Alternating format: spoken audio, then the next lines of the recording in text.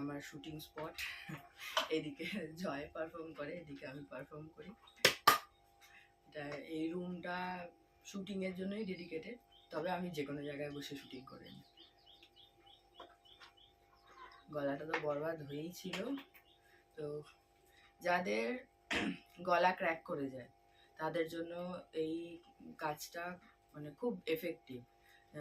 গান চর্চা করে বাচ্চা যারা, তাদের গলা চড়াই গেলে যাদের গলা ভেঙে যায় বা ক্র্যাক হয়ে যাচ্ছে, চোখটা হয়ে যায়, তো তাদের জন্য একদম বেসিক যে মানে কি বলবো, কাজটা করলে, প্র্যাকটিসটা করলে তারা অনায়াসে চড়াইও যেতে পারবে, খাদেও আসতে পারবে।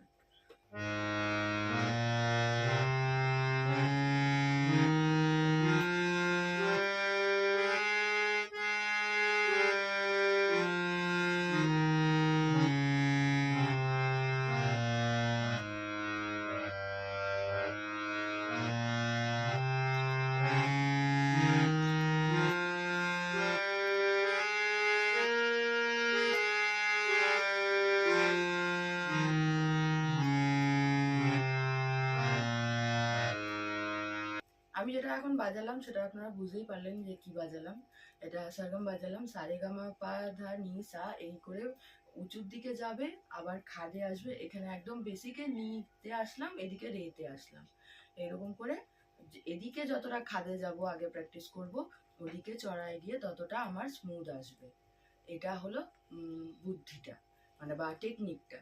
এটা কি করতে হয় অ্যাকচুয়ালি, খাদের যে স্কিলস মানে এগুলো রিডগুলো, সেগুলো ভোরবেলা চর্চা করতে হয়।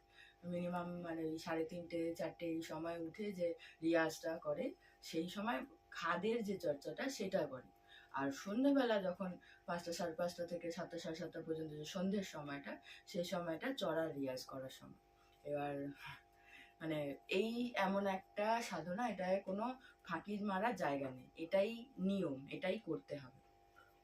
আর যদি একসাথে কেউ করে, যারা জাস্ট ভয়েস চর্চা করার জন্য করে, তাদের জন্য এটা জাস্ট মানে এক জায়গায় একটা সময় যখন তারা এক্সারসাইজের মতো ভাবে করেন এটা, তখন এটা করতে পারে।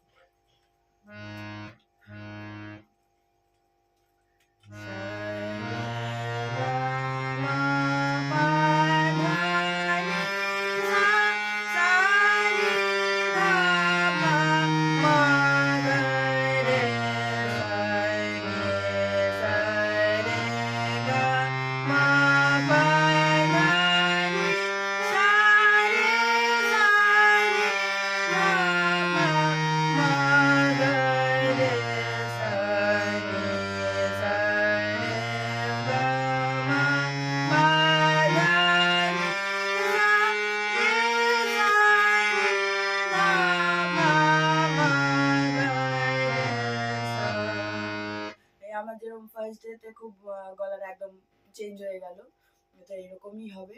এইটা বেসিক প্রবলেম চড়ায় গাওয়ার, এটা চেঞ্জ করতে গেলে এটাই একদম পারফেক্ট উপায় যে একদম ভোরবেলা একটু প্র্যাকটিস করতে হবে, একটু সন্ধ্যাবেলা প্র্যাকটিস করতে হবে। এই জন্য গানের রিয়াজের সময় দুটো অবশ্যই দিতেই হবে।